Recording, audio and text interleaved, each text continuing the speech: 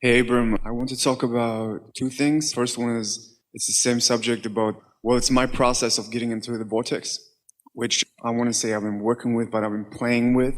Let's say it in an even softer way. What's my process for finding resonance for what's in the vortex? What's my process for warming up to the vortex? What's my process for getting in the vicinity of the vortex? What's my process for feeling like my inner being feels in the vortex? Or what's my process for feeling better and better and better? That's all the same. I realized it's always different every day. Like, I can't have one process. I'm going with the feeling, some general, and then every day in the moment, I might feel, oh, do I want to reach for the feeling of ease? No, it doesn't feel right. And then I'm like, oh, do I want to reach for the feeling of success? And suddenly it's like, you talked about the lady with the twitching. Well, for me, it's like a sudden jump in my chest and sudden elation. This is really good because this is really good for this reason. You see, so we're talking about the receiving mode, and we're talking about what's in the vortex and how it's pulsing right there in that place of flying high and feeling good. And let's say you're up there in vibrational alignment with that. So there's no gap between where you are and where what's in your vortex is. And so things begin to flow. That physical motion is an indicator that you're there. Yeah. That's a step beyond the thought indication. That's the physical feeling of open valve, or valve opening. But I realize it's always different. So sometimes writing gets me into it. Sometimes I think myself, but I have to almost like try it out, like guide it. Like, think about this. Esther really wanted to have an out-of-body experience because she'd heard about out-of-body experiences, and she was feeling unworthy about not having any. Sort of like, if you're really a spiritual person, surely you can accomplish an out-of-body experience. And she had not had an out-of-body experience. And so as long as she felt that way, she wasn't having an out-of-body experience. And then one day, while she wasn't thinking about it, she had an out-of-body experience. And then she had a few out-of-body experiences where she just flew around on the golf course at night and around the ceiling in the apartment, and she didn't witness any operations because there weren't any. You always hear about the person floating over the operating table and watching themselves. But then, once she had the experience of an out-of-body experience, she didn't have any more out-of-body experiences, even though she kind of thought she might like them because they were way fun. And when she asked us about it, we said, what's the point of doing something that you've already done? In other words, you had that experience in order to understand that, now what? It's only humans that keep doing the same things over and over again and expecting to have progress. so what I understand is it doesn't matter what, it just matters that you are happy and in the vortex. Yeah. It doesn't matter what subject you're on. Because when you consider this, your inner being knows everything that you want. And your inner being knows where you are in relationship to everything that you want. And your inner being knows the path of least resistance to get you from where you are to everything that you want. That makes sense, doesn't it? But this is the new piece that we want you to hear. You're going to like this so much. You never let me talk it out. We're going to let you in a moment. We're going to let you in a moment. We want to give you this piece first. Okay, listen. So if you accept that your inner being knows everything that you want and knows where you are and is calling you, if you're in the receptive mode and your inner being calls you, it feels one way to you. If you're in a little bit less receptive mode, it feels another way. If you're in a little bit less receptive mode, it feels another way. But your inner being is always calling you. And so every impulse you have, hear this, every impulse you have is your inner being calling you. But when you're in a less receptive mode, it feels different to you than when you are really in tune with the wholeness of who your inner being is. Okay, so I try to intellectualize this. So talk it out. So I'm an actor too, like the second lady. I want to be in movies. I had a lot of good success actually before with the Law of Attraction. What my question is, I know everything's about getting happy, being in the vortex, and getting those feelings. My process, like I just explained, is I get as much as I can into the vortex. And well, we know that, and you do that from time to time. In fact, you do that quite a bit of time. We just have one question to ask you about being in movies. Do you think that you feel more not in movies or more in movies? Are you in a movie right now? Do you have any contracts lined up for it? Do you feel more not in movies or more in movies? Well, not in movies, but I attracted, like I was on a TV show and I was doing I love different projects, but I really want to be in movies. We know, but we're just asking you a question about I feel not. Yeah. on no. a day-to-day basis, you feel more not in movies. Yeah, I only feel in movies in the moments when I like really visualize it. So you feel on your way to being in movies, or you feel like being in movies is a possibility, or you even remember when it was moving a little more that way. Yeah. But right now, you feel less about being in movies than your desire really is. Should I not think about it then? Or? Well, it might be easier for you to think about other things and get into the vortex, and that's what we meant earlier. It's what we were saying that our friend doesn't have the benefit of. Let's say your subject is wanting to be in movies, but every time you think about being in movies, you're so aware that you're not in movies that you make it really hard. So the thoughts that come really hard because your inner being is trying to call you toward impulses and rendezvous and things that would translate into that manifestation that you want. But since you're not there, let's say in this moment, then it just feels uncomfortable and it makes you feel like you're failing at it instead of succeeding at it. So let's say that then something distracts you and you're not thinking about movies at all. You're thinking about sex, or you're thinking about eating something that is really good in a wonderful restaurant, or you're in the ocean thinking about the wave that you're trying to catch. You're thinking about something other than what isn't working. So you're off the subject altogether, but you're in the receptive mode. And so now the thing about the movies can unfold because you're in the receptive mode. You don't have to be on the subject of your desire. You just have to not be in opposition to it. Can you hear that? Yeah. So anything that makes you feel better puts you in the receptive mode, which makes all things that you want start coming into fruition. So anything that makes me feel good, it doesn't even have to be on the subject of movies. Can give In fact, it's better if it isn't on the subject of movies, if the way you feel about movies is the absence of movies. Okay.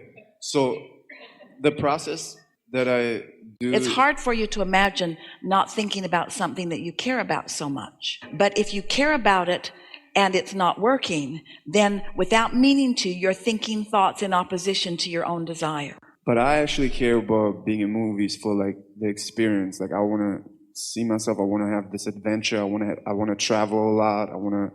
I do it for the feeling. I know it. And so what I do in the process is like I sit down. I have always a sentence. It excites me to know that in my dear reality, I feel excitement. And then when I hear it... So here's an important question for you. So what you just said to us, it's really good if it's true. And might be, might not be. This is really good. This is what you just said to us. I want to feel good. I want to feel happy. I want to feel free. And that means travel and lots of fun things. And it doesn't matter to me how it comes to me. I will take those wonderful things in any way. Yeah, those experiences. But we think you also want to be in movies. Yeah, because I love being in front of camera. And it's in your vortex. The things that you've been sifting and sorting have put that there. So we don't want you to say, I don't want it when you want it. We just don't want you to focus upon something that is a problem subject for you and deny what you do want. Can you hear this important distinction that we've been making all day? There's plenty of movies in your vortex. There's plenty of movies in your vortex. But the way to them is not by thinking about the movies that aren't happening right now. So what do you want me to do? We want you to think about anything that allows the circuit to be open, because when the circuit's open, the movies will come. Anything that lets the circuit be open. And the conversation about the movies often doesn't let the circuit be open because you know too much. You've talked to too many. There's too many starving actors out there. There's too many people who aren't in movies. There's too many conversations about only a handful are really getting all the things. Well, I've been thinking about feelings, and those feelings bring up memories of like past projects that were really exciting, so that brings up the feeling. That's helpful if you stay there, but often that feeling changes. You said it changes. If it feels exciting to you, then milk it as long as it feels exciting to you. And then I go to the next feeling. But often it turns before you really get any momentum going about it. That's the key in all of this. So let's back up and make sure that everyone understands how this really works. So first, you get anything you want. That's first. Next, you've put pieces of it, some big pieces and some small pieces, into this vortex. And so not only do you get what you want, but your inner being and a whole lot of non-physicals know what it is you want, where what you want is and where you are in relationship to what you want. It's not just that you get what you want. Here's why. You get what you want because you've already put a vibrational version of it, and there are non-physical energies, the energies that create worlds, who are on it. Do you believe that? Do you believe that what you want is being tended to? What you want is more than the individual pieces that you put in, because what you want has gathered together with those individual pieces. Law of attraction has been shining on this vibrational version of it, and it has become more even than the individual pieces that you put there. And it's calling you all the time. Now, when it calls you, if you're in the vibrational vicinity of it, you feel enlivened by it. But if you're not in the vibrational vicinity of it, it feels like a nagging wife or a nagging mother. It feels like somebody trying to get you to do something that you're not ready to do. It's almost like go away and leave me alone if you're really not a vibrational match to it. So if you think of it, it feels like you want to follow through with something. Then the more it's calling you from here, it always is, and the closer to there you are. So let's recap. You get everything that you want, and everything that you want is known by your inner being. And you, as you said to us accurately, you are at varying degrees of alignment, and so it feels different to you at different times. That's all right. It doesn't matter if it feels different to you. It's only important that you know that your inner being will never stop calling, that the path is never going to go away. The path to what you want will never disappear. The path to what you want is always valid and there for you. The only thing that changes is your receptiveness to that path. So if you're really resistant and you really want it, you're going to have a lot of hard knocks coming up. You're going to get it, but it's going to be a struggle. And you're going to write a book, and it's going to feel so good to all the other starving actors who are reading it, because that's how they develop the bogus belief that you have to pay a big price for your success. Is because there have been a whole lot of people who have wanted it and not believed it, who have gone about it the hard way, and so they teach you that it's hard work to get what you want. But it isn't hard work to get what you want. It's only takes alignment to what you want. And you have to figure out what thoughts you think help you and what thoughts you think don't help you. And that's pretty simple. What thoughts feel good and what thoughts don't feel good.